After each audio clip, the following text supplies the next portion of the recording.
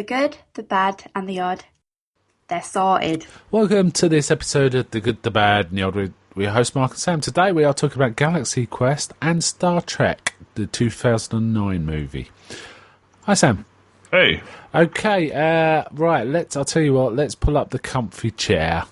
Get the comfy chair!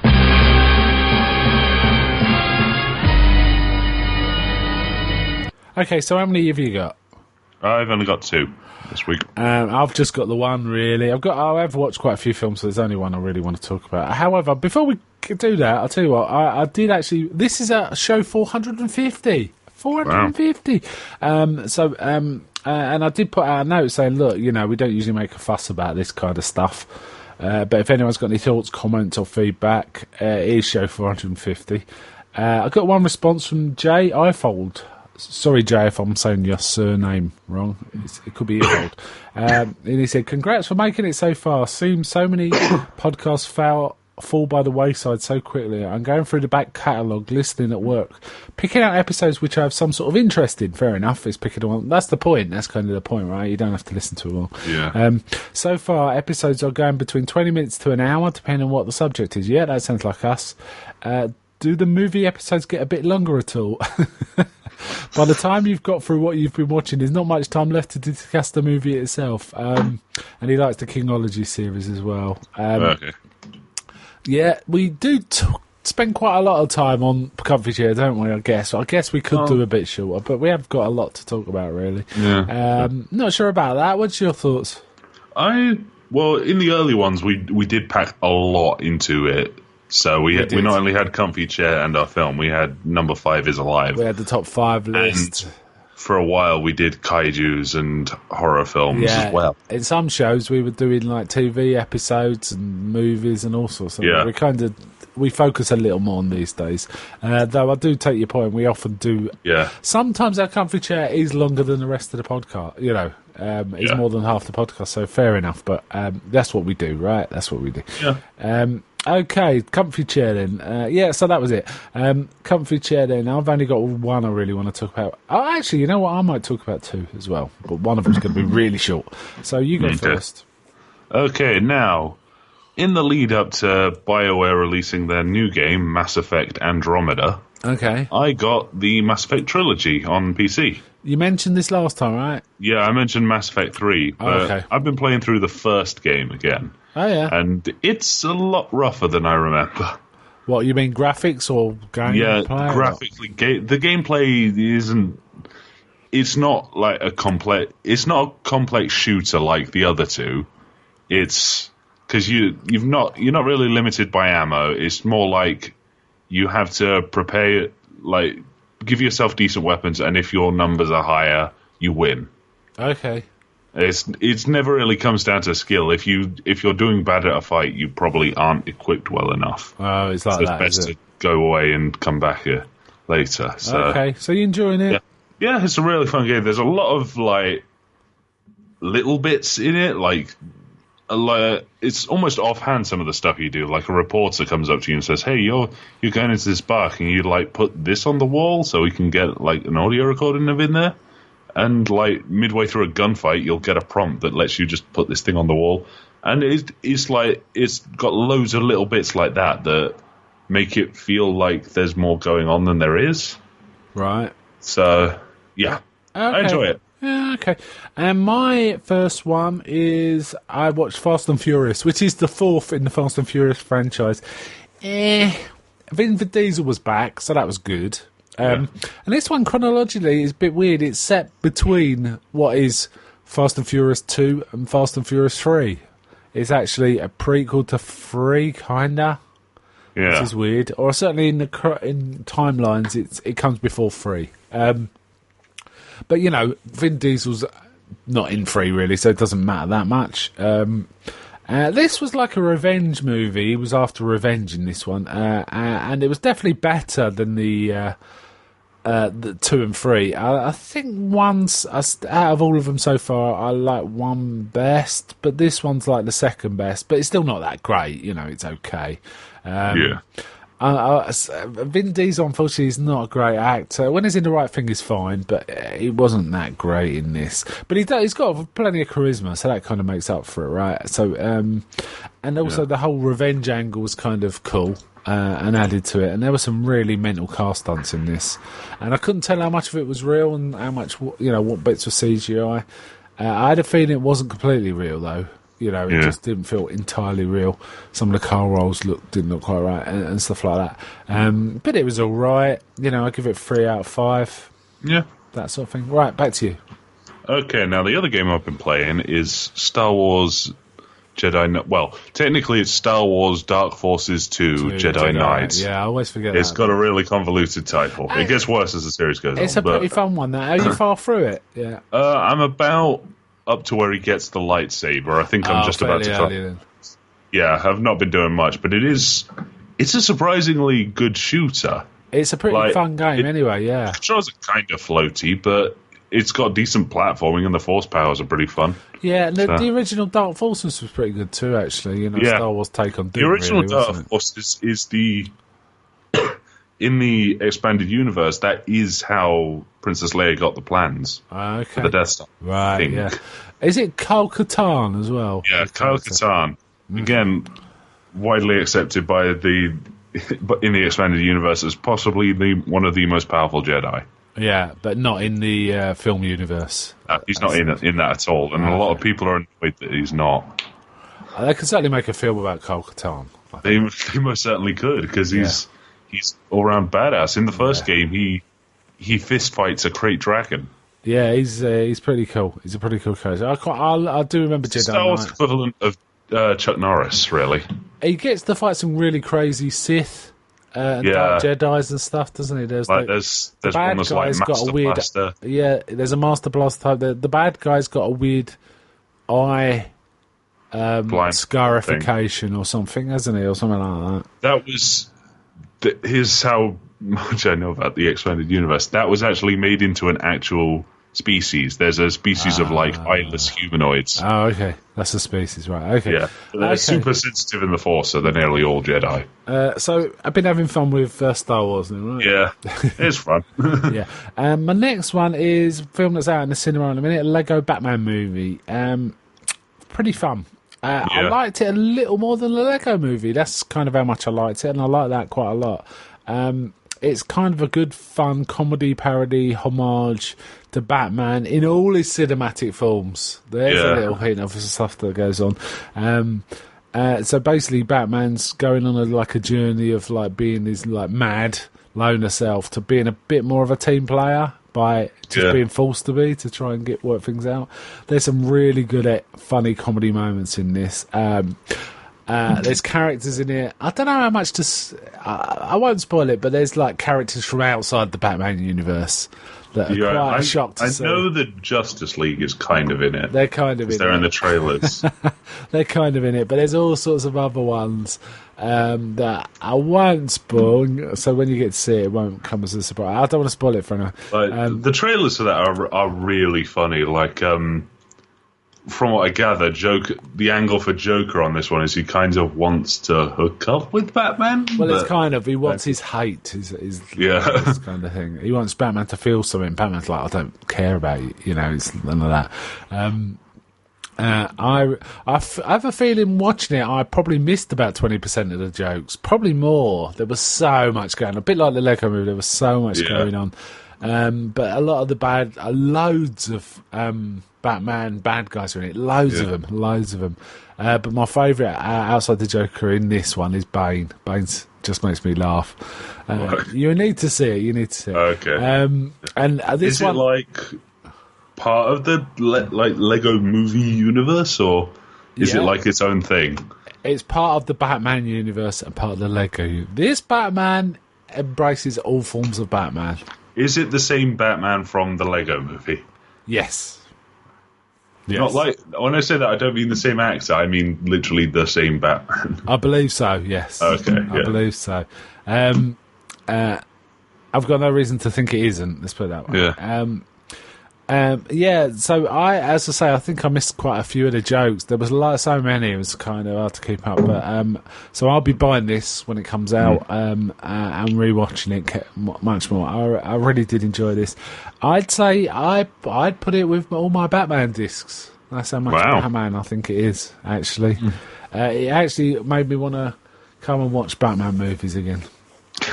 Which, I'm always keen to watch Batman movies. No slight on that, but it just gave me a taste for it. Okay, so that's a comfy chair, right? Yeah. Okay, let's have a little break and pull up and get on with it. Get on with it. Yes, get on with it. Get on with it. Right, first one we're going to cover here is Galaxy Quest. Made in 1999. Directed by a chap called Dean Parisot and written by David Howard and Robert Gordon. This was a DreamWorks movie. Yeah. Now, it always weirds me out when I see, because when I see DreamWorks, I think, Shrek. Yeah, animated stuff, right? Yeah. And this is basically a direct homage parody of Star Trek, right? It's a riff of Star Trek and its fans and the actors. Yeah, and it's kind of a lot of fun. And watching it again made me realise how well put together it is. It's a really well put together film. Now, some of the actors have got analogues in Star Trek, some not so. Yeah. I mean, Tim Allen is definitely a Shatner. Kirk. Yeah, he's Kirk, right? Kirk Shatner. Yeah. Sort of thing. And he's got the ego, he's got the... he steals people's lines in the show and all of that. And there's kind of a Wesley Crusher kind of figure, which is a young black boy in the original series, but he's grown to be a man in this. Yeah. There's also... He's not quite a Spock analogue, but he's similar, which is Alan Rickman. He is pretty much Spock. Yeah, but this actor, it does make me laugh because you do get a Nimoy stroke Spock vibe from the actor hating the fact he's typecast. He also hates the fact Tim Allen's character takes all the limelight. It's him sitting there just staring at the mirror with this alien head on, and he just goes, I used to do Shakespeare. Yeah, no, we'll start reciting all of the lines he tends to go through when he's having his breakdown. It's kind of funny. And there's also Sigourney Weaver in it as the love interest. She's kind of Uhura, but not quite, or Yeoman Rand or Nurse Chapel. She's a bit more Troy or... Yeah, possibly, or Beverly Crusher, right? Yeah, she's the comms person, though, right? Oh, that's the thing that was in Mass Effect. Sorry, Mariana Citrus. Troy plays one of the villains. Oh, how about that? How about that? So with she's. I mean, essentially, it starts at a Galaxy Quest convention, right? They're doing guest appearances and signings, and everyone he's late again, because Tim Allen's character's late, and all going, oh, here he goes, same old thing. He does turn up eventually, and they come on the stage. And they also, the fans are watching this lost episode that's the first of a two-parter about a thing called the Omega-13, and no one knows quite what it was, They're saying, we'll see the second part later, or something like that. Anyway, they're signing away, and everyone's kind of happy enough, and Tim Allen goes to the toilet, and he overhears two young lads, laughing at him, saying, look, man, are they milking this dry, getting as many bucks as they can? They're so sad, they got no careers and all this, and it's kind of a bit of a realisation to him, and he's kind of and he's just signing photographs in a melancholy way. Robotically. And then this kid comes and asks him technical stuff about the ship, and he's going, it's just a show, guys. And he gets really angry and storms out, and Sigourney Weaver's character's that's not. He never says that to the fans. To us, yeah, but not to the fans. She's kind of shocked. And there's also the bit of toing and froing about how he's doing gigs without the rest of them, and they're a bit suspicious of it, and he's trying to keep it quiet. And then we get a rather sad next day where they're opening a supermarket, electrical store kind of thing. Yeah. Which is a bit sad. I love them. It's by the hammer of Grabthor, what savings? What savings? You're going to hear him rolling his eyes. Yeah. I'm trying to think. I've missed one character, haven't I? I've the chief engineer, who's Fred, right? Fred is his name in that. Yeah, I believe so, yeah. So they No, Fred is the kid. is it? I think so. Who's the older one? It's oh no, wait, damn it! I'm thinking of the wrong thing. No, Isn't it Tommy's all- the kid. Tommy's the kid. Yeah, Fred's the engineer. Yeah. And basically these guys turn up in like outfits, and he thinks it's like just fans taking him to his solo gig, but in fact they're genuine aliens, Thermians. Yeah. What do you think of the actors playing the Thermians in this? I think Mathazar was pretty funny, and Rainn Wilson was okay. And Rainn Wilson wasn't in it. That we only saw a bit of him really. He wasn't one of the main Yeah. ones. It was but it was. He had a better. I think he stood out because he had a better leer than the others. Yeah. And there was, is it Lara Lee? Is it that woman Missy Pyle played? I can't remember Yeah, the character. Laliara. That's it. And when she speaks, it goes, and like Tim Allen's Yeah. Her like, voice got- modulator is broken. yeah. And then he thinks that he's just gone to a really great like fan out set up in a ship. Yeah. And he's like pretending to bomb this guy, and he doesn't realise he's actually on a ship. And then Yeah. it kind of clicks. Anyway, there's all this fun stuff. They effectively get sucked into this Intergalactic war where they're trying to help these Thermians, and they're kind of terrified at first, aren't they? Because they're just actors, right? Yeah. But I realise if they leave these guys to it, they're all going to die because they're not minded to be warriors, or No. are they? And basically, they've been using Galaxy Quest as their template for rebuilding their civilization by watching what they call the historical documents, which is kind of fun. And the actors kind of saying we're just actors, but basically they pull together, right? There's another subplot that's really good, nice bit of writing where the fan that he got upset at the beginning, who was asking him all these technical questions, he actually bumped into him on the way to this the electrical superstore opening, and accidentally swapped communications devices. The Thermians had given him a genuine communication device, and he actually picked up the plastic one by mistake. So this kid's got this thing, and because he doesn't know the workings of the ship, he communicates with the kid, and obviously the kid and all his friends know all the technical stuff. And there's some funny stuff like they have to escape through these like giant I don't know, like hammer things, like chopping devices, and they're saying, what's the point? And Sigourney Weaver's going, what's the point of this? What practical purpose would you have this on a ship for? And he goes, because it was in episode 61. And it's like, the writer should be shot, she was going, and things like that.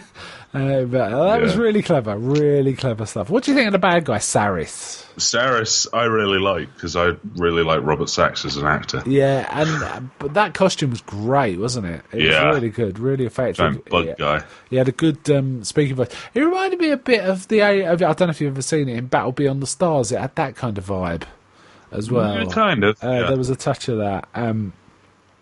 Yeah. And we He's in Mass Effect too. oh, is it? Oh man, they're all in it. And it's basically they're having to deal with these actors, and of course he's caught out the first time he deals with Tim Allen, isn't he? He just doesn't expect them to fight back. The other thing is these Thermians aren't used to lying, are they? So obviously, They're very literal minded. So he can always say, "We're going to do this," and then they don't. When Saris doesn't do it, they're kind of caught out badly. And they come off badly in one battle with him. The second kind of battle, I'd have to go find a certain rock on a planet, and then we get these little cute aliens that have got razor sharp teeth, and there's a giant and a cannibalistic, and there's a rock monster, and a pig monster. I like the rock monster. I thought it was pretty cool. I think that may have been a reference to Star Trek 5. Yeah. It could have been. It did make me think of Star Trek 5. So we've talked about the bad guy. We've talked about Thermians. I kind of like the relationship between Fred and Missy Pyle's character. That was fun. Laliara. Especially when they start kissing at one point and like the tentacles come out and like Sam Rockwell's like, oh yeah, I really like Sam Rockwell in this as well. Yeah, Sam Rockwell. I think this may have been the first thing I ever saw him in. I've seen him in loads. I always like him. He's always pretty good. Unfortunately, his career's kind of derailed at the minute. For now, he's not getting great roles. I saw him in something recently, and it was kind of very low key. The thing I saw him in was Iron Man. He was in one of the Iron Man films. Yeah, he was Justin Hammer. Yeah.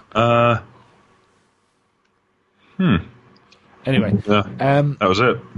okay, it's Guy Fliegerman is his character. Obviously, he was in one episode as like red shirt in effect. Yeah. And at one point they have to go on a mission. He said, "Oh, I'm the expendable guy," and he's crying away. And then one of them says, "No, you could be the comedy sort of comic relief." And he's going, yeah, I could be. It's like, and he talks himself bigging back himself into, up in Trek terms. Yeah, and basically they managed to get this rock they need to rebuild the engine or whatever it is. Yeah. Luckily, by watching all their programs, the Thermians know how to rebuild ships. But basically, they're being left to die by. He's going to wipe out their race, isn't he, Saris? He's fed up with Dean. Yeah. But they basically all sorts of things happen and they managed to sort of save him. And I did like the bit where Alexander actually saves all of the Thermians.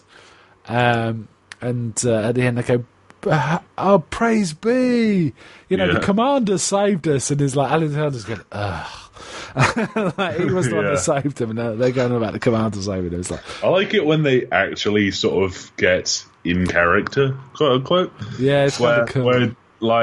Where the guy gets shot next to Alexander. Yeah. And he drops down and he actually says the line and he means it. Yeah, by Grabfar's hammer, isn't it? And you will be avenged. You will be avenged. That was really cool. Really good. Yeah. Alan Rickman was really good in this. And he was pretty much a hero as well. Yeah.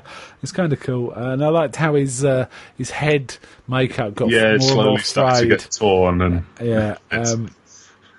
that was fun. I also like the effect they used for like beaming people up and down, but like cover them in jelly and fire them. That was kind of fun. Yeah. That was I quite like the special effects in this. I thought they were pretty good. Yeah. And I did like the face-off, where they're talking to Saris. What you don't understand is I'm going to destroy you. He goes, what you don't understand is we're towing a load of mines. Yeah. That reminded me of the Riker movie in Star Trek 9. He did a gas collection. He sprayed them with gas, so with explosive gas. Yeah. And also always stuff like that always reminds me of the Firefly movie. Where they come out of the clouds with like loads of reavers. And they annoy the reavers. Yeah, they annoy the reavers and then run away. It's kind of fun. Yeah, they kick the hive and then leg it. And basically they get back, they save the Thermians. The Thermians are hoping they're going to stay with them, but, they said they have got a good leader, Malthazar. Yeah, Malthazar. And I love all the talking stuff in this, the way they talk, they talk really strange stuff. Yeah, and they're laughing, which always makes me think a bit of Mork from Ork. There's a touch of that about that. But I think the Thermians are really well realised as like comedy race. I love how they keep like alluding to different shows. So it's like, wait, do you think Gilligan's Island is? And they all go, oh, those poor people. Yeah, they're talking about various old shows, right? Yeah, that is funny. Yeah.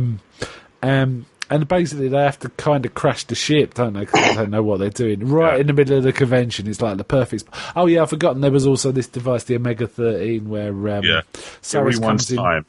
Yeah, Saris comes in, but he's got a special generator, so he looks like Fred, right? And he starts shooting everyone up. But they managed to hit the button and say... I don't know what it is. It could be something that destroys the entire universe. But the young lad they're in contact with, I did like the bit where he had to go off to empty the bins. Right in the middle of a vital but scene, he had to go and his mum told him he had to go and empty. He guides them down, doesn't he? That lad, and that's kind of fun. And they crash into convention. Saris emerges while they're doing all their cheers together, but the commander manages to do a forward roll and wipe him out of existence, and the crowd goes wild. Style. Very stylish. And off the back of this, they get their show, right? The Galaxy Quest The Adventure. Yeah, with Lorelei in it. Laliara.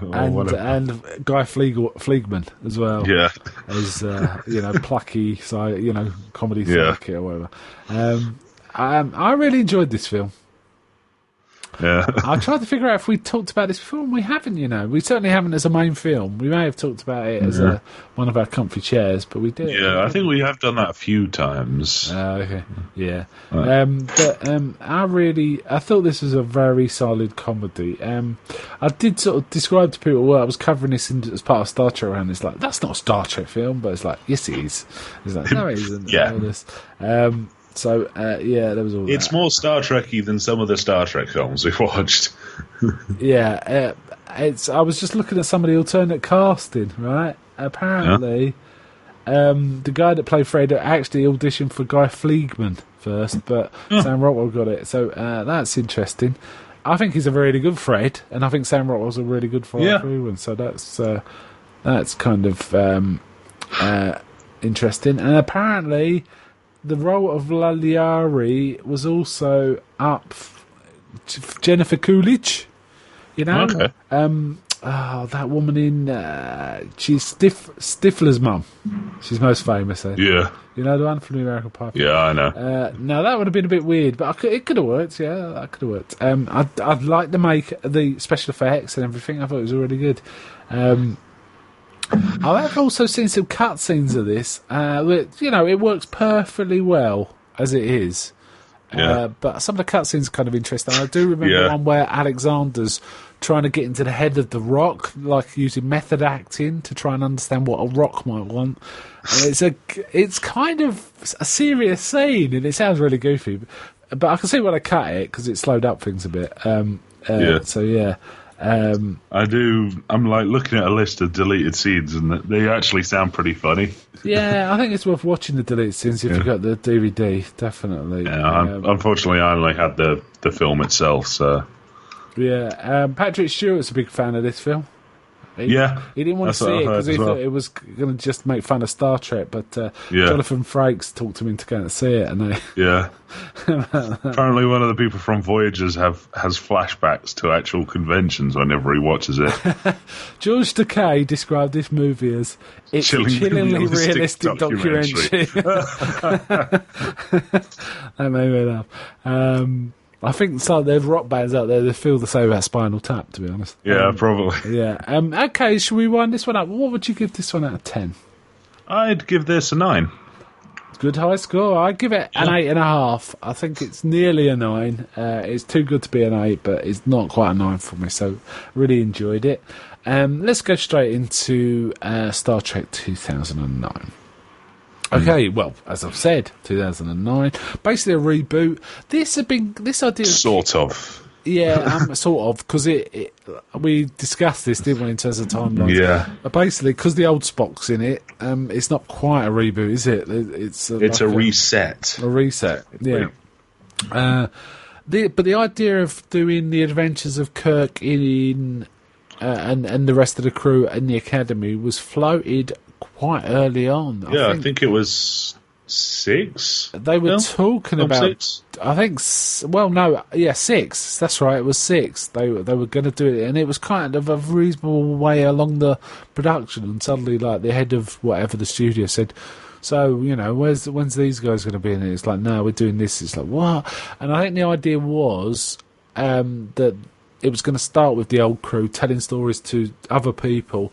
And then it would fade back into the adventures of them when they were young, and then it'd be bookended.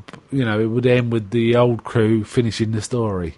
And what they did, the reason they did that was if people like the new people, they just carry on the films with them, and if it didn't work, they still had the fallback of going back to the old guys and carrying on with them. So it was like having your cake and eating it, but it didn't work out.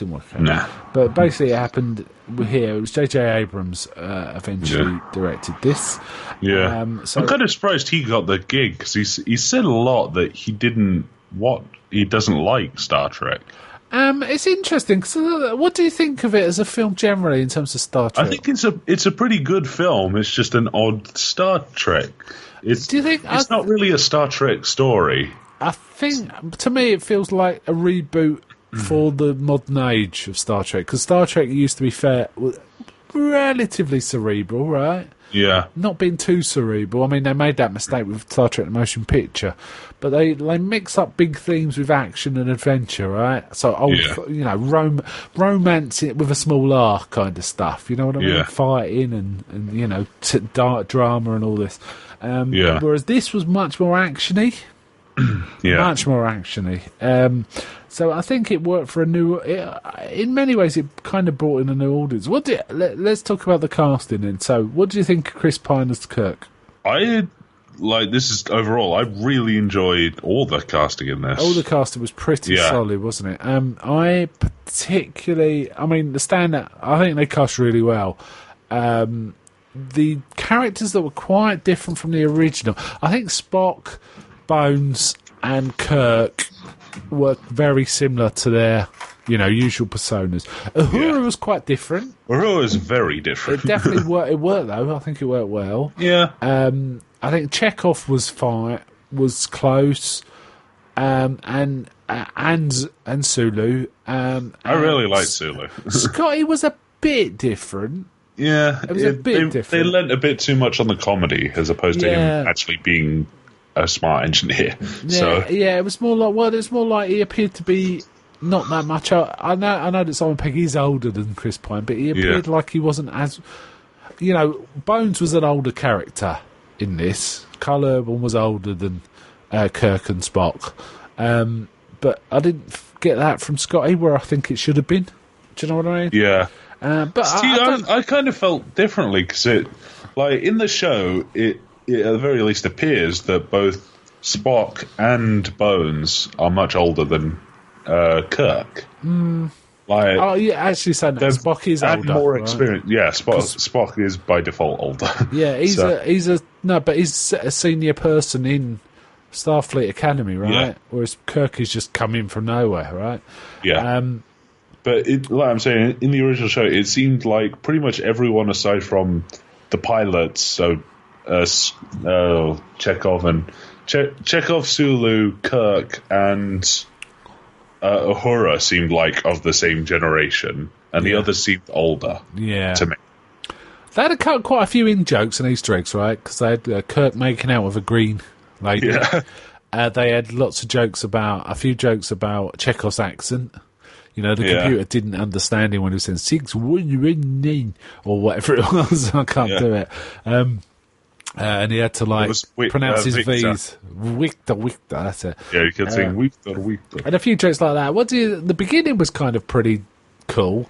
It was basically James T. Kirk being born in a space battle where his father was saving everyone. That happened in the canon, in the original source. Yeah, it sounds like that sort of. It's a bit Conan-y, isn't it? Being born in the middle of a battle. And that's your pedigree. And they even have a little dialogue where he's kind of going, "We'll call him after my dad, Tiberius." And it's, "Nah, let's call him after your dad, James." So that's how we know he got his name. And the second, what do you think of Nero, bad guy? I think it was pretty cool, but as I was watching it, I sat there thinking, okay, so he arrived however long it was before the actual film takes place. Yeah. It's. I mean, there's. What did he do? It's massive plot holes. He just come out of a black hole and attacked a ship, and it was like, I want. It was like he thought Spock was on the ship, so he wanted to kill Spock. Which he already knew he wasn't. And it was very wonderful. There is a lot of plot holes. Yeah. But that happens every time Star Trek touches time travel. So. Yeah, I mean, the Romulans weren't like the Romulans we used to for a start. But they did say they were miners, so you can kind of understand they're rough, tough miners, and they got their own culture. Yeah. Which I kind of get, because you see... and they had tattoos. Shenzhen from what was his name? Shinzen from the previous one. Yeah. He was bold and he was that was Picard. But I'm sure that they do like cut their hair and all sorts of stuff. Yeah. But these are minors, so they've got their own like tribal identity. That's what I'm saying. Shinzen was a minor, so.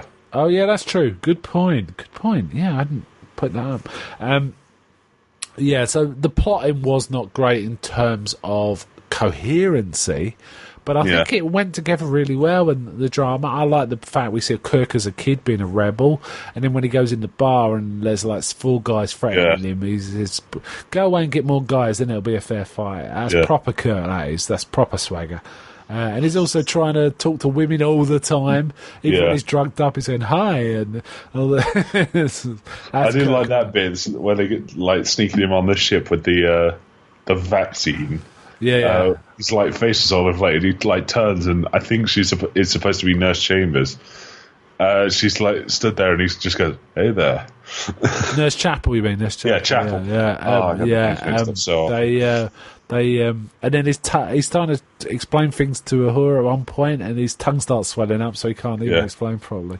And luckily, one of the good things about it is that Uhura's kind of got this expert in xenolinguistics and stuff, so she can pick up stuff. And she's also briefed on certain things too, so she's quite a useful member of the team in this film, and it works really well, actually. Yeah. The realisation of Starfleet, that was pretty cool. Yeah, it was really cool to see a lot of ships. Really. Yeah, we also got the variety. They were very cool. We also get a call back to Wrath of Khan because they pull out one of them bugs that makes you do things. Though in this one they drop it in Captain Pike's mouth, right, instead of putting it in his ear, which is even grosser. Which I think the idea was that they were going to have him in the beeping chair. Yeah. Oh, right. I see. So that like messes up his throat, and then he gets stuck in the chair. Okay. They at one point I couldn't resist when the captain. You said don't tell him, Pike, didn't you? Yeah, don't tell him, Pike. I shouted that when I was watching this. I couldn't resist it. Massive amount of lens flare in this film. Oh god, yeah. I mean, it's well known for that, but it was like ridiculous. It was ridiculous. Almost every scene inside the ship there was lens flare on the screen. Yeah, somewhere. They really needed to tone down the lighting in that a lot. Wow, it was ridiculous. Pretty good intro to this new Star Trek. I'd say. New Trek, I think it's called online. Is it? Okay. Yeah. It made its budget was 150 million, but it made 385 million. And it's probably still making money, right? I did like the whole Romulan ship and this red matter idea, which was a load of old gaff, but it was kind of fun. Yeah. And actually they weaved in Leonard Nimoy being present pretty well. Yeah. I mean, I can remember going and seeing it in cinemas, and pretty much everyone, when he pulled the hood off, everyone just went, "It's actually him."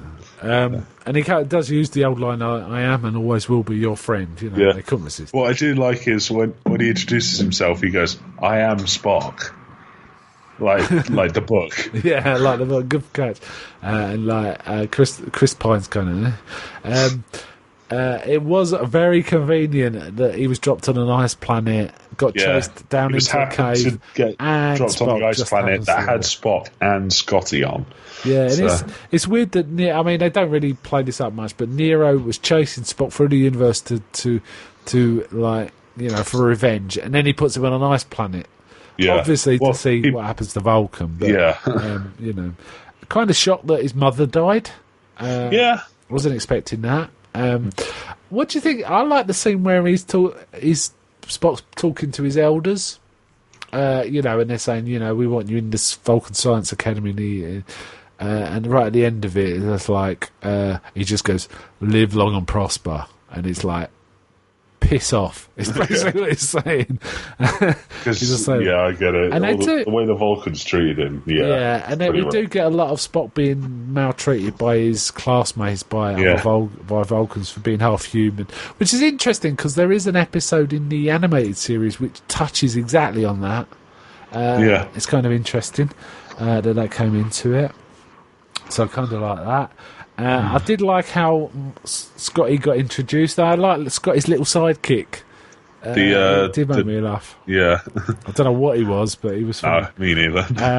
And also Scotty had invented, transwarp beaming, and he says that's not even invented yet, and Spock just shows him how to do it. He says, "You invented it." And it's like, so it's all right to show you. It's fine. Yeah. And Spock goes off at the end, doesn't he? Though he does meet himself, and he sort of infers that he said to Kirk they can never meet because of like time paradoxes. And the young Spock says, "You lied." He goes, "I modified the truth," or so. And there's some nice touches at one point. The old Spock goes, "I will not say the usual phrase because it would be like self-referential. So I'll just wish you good luck." And he just says, "Do yourself a favour." What was it? Do yourself a favour, believe, or something like that. Don't rely on logic, or something like that. But it's kind of cool. So I remember seeing. They really could have easily put the logic is the gateway to wisdom in there. Yeah, they could have. They didn't though. It was kind of cool to see Winona Ryder as Spock's mother. It does make me feel old though, because I remember when Winona Ryder was like young and in Beetlejuice. So I was like, and of course she's moved on to Stranger Things. Is probably where she's best known at the moment, right? Yeah. So overall, and tripping out of the movie awards, but TV awards. But. Oh yeah. So I mean, Eric Bana was all right as the bad guy. A very one-dimensional bad guy. Yeah. I would say the plot was all right.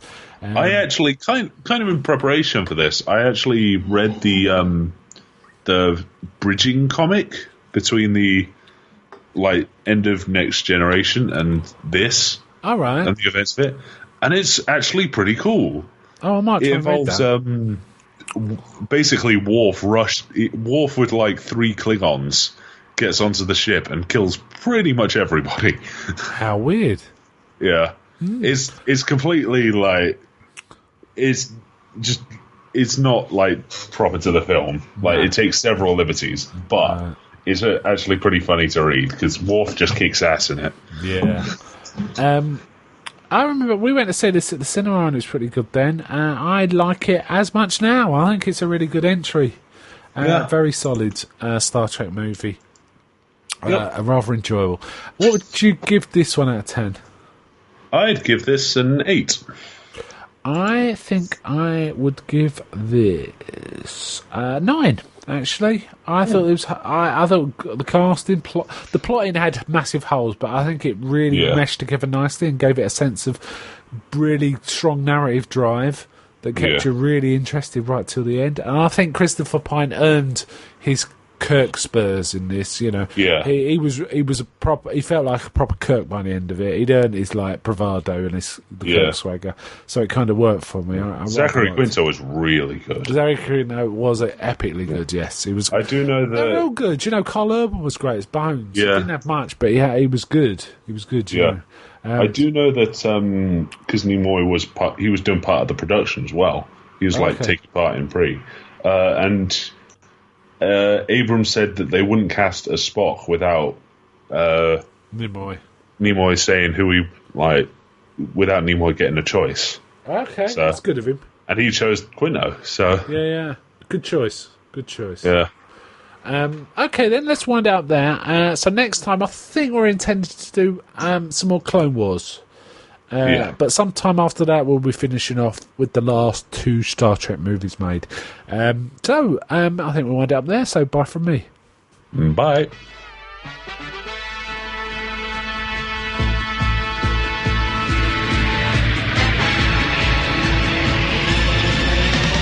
Star Trekking across the universe. On the Starship Enterprise under Captain Kirk. Star Trekking across the universe. Slowly going forward, 'cause we can't find reverse. Lieutenant, report. There's Klingons on the starboard bow, starboard bow, starboard bow. There's Klingons on the starboard bow, Jim. Analysis. Mr. Spock. It's white, Jim, but not as we know it, not as we know it, not as we know it. It's white, Jim, but not as we know it, not as we know it. Captain. There's Klingons on the starboard bow.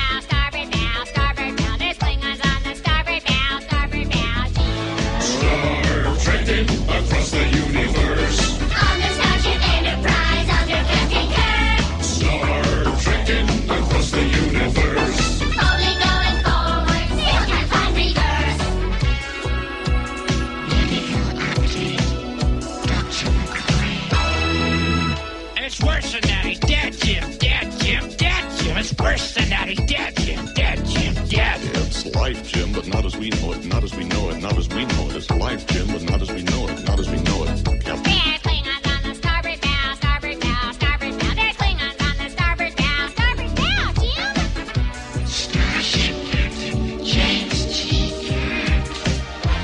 Ah, we come in peace, shoot to kill, shoot to kill, shoot to kill. We come in peace, shoot to kill, shoot to kill, men. It's worse than that. He's dead, Jim. Dead, Jim. Dead, Jim. It's worse than that. He's dead, Jim. Dead, Jim. Dead. Well, it's life, Jim, but not as we know it. Not as we know it. Not as we know it. It's life, Jim, but not as we know it. Not as we know it. Captain. There's Klingons on the starboard bow, starboard bow, starboard bow. There's Klingons on the starboard bow. Scrape them off, Jim. Star trekking across the universe. On the Starship Enterprise under Captain Kirk. Star trekking across the universe. Slowly going forward as things are getting worse.